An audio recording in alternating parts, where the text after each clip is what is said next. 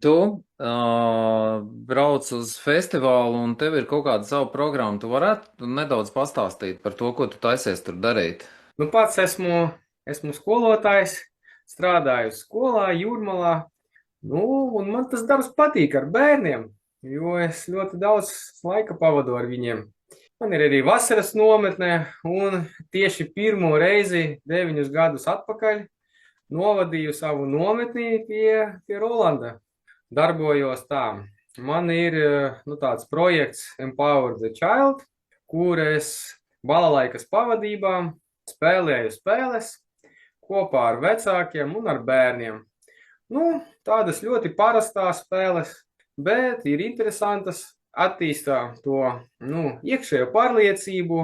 Nu, protams, ir arī tā fiziskā sagatavotība, bet ļoti daudz uzmanības tiek vērsts tieši uz to komandas darbu, attiecībām starp vecākiem un bērniem, attiecībām starp bērniem un citiem bērniem, nu tā, starp vecākiem vecākiem. Tas dod ļoti daudz prieku, ļoti daudz smaidu un ļoti patīk tās nodarbības. Pēc es jūtu, ka tur ir daudz jēgas. Man patīk arī pašam piedalīties un arī vadīt tās spēles un skatīties, it kā no malas, kā tas viss notiek. Nu, ko vēl teikt? Vadīšu arī nodarbības ar tiem zobenu maketiem, bet tur nebūs par cīņu, bet vairāk būs par sava ķermeņa koordināciju, par kustībām un par prasmi darboties ar priekšmetiem, jo principā tas ir vienkārši koka gabals, un mēs mācīsimies tur visādi tur to grozīt, vienā rokā, otrajā rokā, ar divām rokām, dažādus elementus taisīt. Nu, sākumā ir diezgan sarežģīts process, jo smadzenēs tur vēl neieslēdzās tās saites, un cilvēks parasti bremzē, tīri praktiski bremzē stāv un domā, kā man to roku grozīt un virzīt. Bet, principā, ja 2 vai 3 reizes darboties, rezultāts obligāti būs, un rezultātā mēs varam redzēt ļoti skaisto deju kopā ar tiem zobeniem. Un visiem tas izdodas, bērniem nedaudz sarežģītāk, tiem mazajiem bērniem, sākot ar 12 gadu vecumu, viņiem iet ļoti ātri rezultāts, un kad ir pieaugušais, tur atkal tie rezultāti nedaudz iet lēnāk, jo jau smadzenes ir nevis vecas, bet tādas. Un nedaudz grūtāk. Ko vēl es aicinu piedalīties tajā kadriļā. Mēs dejosim tās riņķa dejas. Tur arī tiek aicināti pāri, vīrietis un sieviete. Var arī nākt pa vienam un to pāri taisīt uz vietas. Nu, redzēsim. Bet tas ir arī ļoti daudz par prieku, par kustību prieku. Nekādus sarežģītus elementus mēs netaisīsim, būs ļoti, ļoti vienkārši, bet arī daudz smaidu, daudz acu skatienu, daudz arī pieskārieni, un mēs kopā pavadīsim varbūt 40 minūtes, varbūt stundiņu, redzēsim. Un rezultātā mums izdosies diezgan skaistā un no malas izskatīsies sarežģīta deja, bet ļoti interesanta. Tur arī ies runa par attiecībām starp vīriešiem un sievietēm, jo var uzreiz pamanīt, ja mūsu kolektīvā ienāk pāris. Tur uzreiz ir citas attiecības. Ja ir atsevišķi nepazīstami cilvēki, tur arī uzreiz var redzēt to attiecību raksturu. Un arī var nedaudz koordinēt un palīdzēt un kaut kā iedvesmot būt vairāk pārliecinošam. Vīrietis to deju vada, bet sievietes nu, tā kā paļaujas tai dejai. Un, ja katrs spēlē savu lomu, tad ir ļoti skaisti. Bet, ja, piemēram, sieviete ir pieradusi ģimenē būt galvenā, tad viņa to deju arī vadīs. Un nebūs harmonijas. Bet mēs mēģinām to parādīt ar humoru, ar kaut kādiem jociņiem. Nu tā, lai. Bet tā, kad, piemēram, sieviete, tu redzi, kad sāk vadīt, ja tu nemēģini kaut kā pārtaisīt kad, lai, nu, samainās bišķiņ tam lomām, un ka vīrietis tomēr, lai uzņemās to vadīšanu. Protams, man ir jāuzmundrina tas vīrietis, lai viņš paņem varbūt to lomu pirmo reizi dzīvē, jo viņam arī nav pierasts to darīt, jo viņš pieradis paļauties, ja? Tam, ko saka sieva, un viņš visu dzīvi to dara. Nu tā, nu runājot par tām attiecībām, protams, nu kā teikt, ir ļoti sarežģīti šobrīd, jo ļoti bieži vīrieši nu, ir aizmirsuši, kā būt vīriešiem, bet sievietes aizmirsa, kā būt sievietēm. Un, piemēram, strādājot ar bērniem, strādājot tajā sistēmā skolā, es to redzu katru dienu, jo bērnu dārzā mūs māca sievietes, skolā mūs māca sievietes, un visu laiku mūs māca tā kā pakļauties, klausīties, būt klusiņām, neizrādīties, un pēc tam mēs jautājam, kur ir pazuduši vīrieši?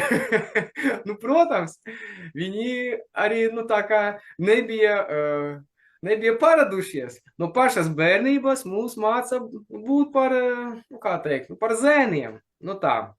Jā, tas ir. Nu, jā. Tas ir diezgan svarīgi, ko tu pateici tikko. Jā, es tā nebiju aizdomājies. Patiešām, jā, visur sievietes vada un kontrolē to situāciju no bērnības.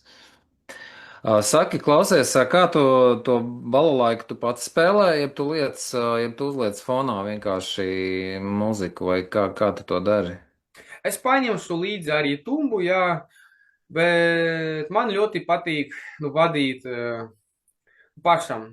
Es spēlēju, un tad man ir tā labāka saite tāda ar auditoriju. Es varu mūziku taisīt lēnāk, ātrāk, klusāk vai skaļāk, un man tas ļoti patīk. No otras puses, kad es pats piedalos tajā dejā, tur ir tā kā cita miedarbība. Man pašam ļoti patīk arī dejot un tur piedalīties. Nu, skatāmies. Parasti, kad es pats vādu tās nodarbības, es skatos pēc situācijas, ja, piemēram, ir nepārā dalībnieku skaits, nu tad mēs kaut kā mēģinām tur iesaistīties, bet labāk ir, kad es pats spēlēju. Saki, teiksim tā, es īsti nesaprotu, tad atnāk cilvēki, bērni, pieaugušie, un sanāk, tu viņiem tā kā parādi kaut kādas pamatvingrinājumus, un pēc tam tas noslēgums ir caur to, ka tu viņus liec dejā iekšā, jā? Mēs tagad runājam par divām dažādām lietām, jo ir tās spēles ar vecākiem un bērniem, un otras ir tās dejas. Ja? Un tās ir divas nodarbības, atsevišķas. Runājot par tām spēlēm, jā, man ir diezgan liels komplekss, dažādas spēles, dažāda vecuma bērniem, un tur ir dažādas lomas. Un tās spēles es vienkārši tā kā aicinu piedalīties. Vecākiem ir savas lomas, tur, piemēram, mēs spēlējam, kuru spēli paņemt, mums ir vāverītes, nosacīti, ja? Mums ir tad pieaugušie stājas riņķī, viņi ir tie ozoli, bet bērni vāverītes skrien iekšā tajā pļaviņā, un bērni ir tur drošībā. Kad spēlē mūzika, tad visi bērni skraida apkārt, mūzika beidzas, viņiem ir jāglābjas pļaviņā, bet iziet ārā lapsas, tās ir mammas, un lapsas ķert, tos bērnus, tur ir ļoti daudz emociju, un arī tur, dažreiz asaras, protams, ir, jo ne visi māk spēlēt, to mēs arī mācamies, bet no otras puses, pieaugušie, ļoti bieži neizspēlēja savu bērnību. Nebija iespējas tik daudz spēlēt. Un kad mēs jau pieaugušajā vecumā sākam spēlēt kopā ar bērniem, mēs aizmirstam, ka mums vairāk nav 4-5 gadi. Mēs esam jau tādi lieli vīrieši un sievietes un sāk pielikt daudz spēka, un tur var arī rasties traumas. Tāpēc es vienmēr, protams, brīdinu, mēs izrunājam drošības tehniku, un tā tālāk. Saki, tu arī tā kā kaut kādas cīņas princips, jā, rādi pamāci arī kaut kādas tā kā pašaizsardzības variantus, jā? Tas jau ir nedaudz pagātnē. Šobrīd es vairāk nenodarbojos ar to, bet, jā, protams, mums ir, liels cilvēku bars, un tur visi kaut ko dara, spēlējas un tā tālāk, un, protams, ir jāparāda kādi paņēmieni, lai mums ir droši vienkārši spēlēt kopā, jo tur gan 4-gadīgais bērns, gan pieaugušais 100 kilogramu vīrietis, un kā mums kopā labi pavadīt laiku? Ir jāmācās to darīt, bet tas ir ļoti, ļoti forši, un ne tikai bērniem. Protams, priekš bērniem tas ir vislabākais laiks pavadīt kopā ar saviem vecākiem spēlējot. Ja? Es ātri izstāstīšu, man tāds stāstiņš ir, ja? No bērnības es atceros vispilgtākās atmiņas, kad mēs kopā ar mammu un tēti gājām uz pludmali, un tur mēs likām smiltīs, tos kociņus un spēlējam futbolu. Tas bija visjautrākais laiks, visforšāk, un man bija liels prieks sirdī, ļoti daudz mīlestības un pateicības vecākiem, jo viņi ar mani spēlējās. Un es to saprotu tagad, ka tas ir ļoti svarīgi priekš bērniem. Tas ir arī svarīgi vecākiem, jo rodas tas kontakts un daudz labākais kontakts, jo mēs pieradām būt par tiem, kas visu laiku saka, neskrien, ej tur paēst, ej gulēt, visu ko, un mums ir tāda loma. Mēs esam, kā to latviski teikt, mēs esam tie, kas visu laiku liek kaut ko darīt bērnam. Kontrolētāji, vadītāji.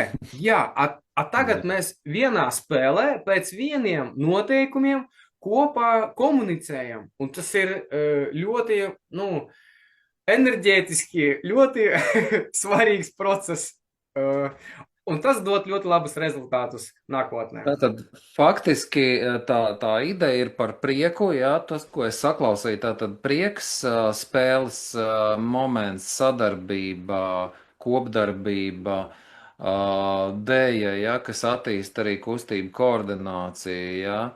Ko vēl varētu tā kā pateikt noslēgumā, ko viss šis dod? Principā tas dod tādu kā pozitīvu enerģiju, tādu kā jautrību, vai ne? Vēl kaut kas varbūt ir, ko tu vari piebilst, un tad mēs beidzam šo interviju. Tur ļoti daudz kas iet, jā. Ja mums ir tikai dažas dienas, tad var tikai pieskarties tai tēmai. Jā, protams, ļoti daudz runas iet par atbildību arī. Par atbildību mūsu ģimenē, par to bērnu audzināšanu, kā to darīt. Ja mēs runājam par dēju, tur ir atbildība, veidojot attiecības starp sievu un vīru. Tāpēc, jā, principā tas ir par prieku dzīvot. Un, tā, vissvarīgākās lietas ir mums blakus ģimenē. Tā es teiktu. Labi, paldies tev tad, un tad tiekamies festiņā un spēlēsimies. Es arī noteikti piedalīšos, ja trāpīšos uz tavu nodarbību. Paldies tev! Jā, Jā, jā, liels jā. paldies, tad tiksimies, jā. Labi, jā. Tagad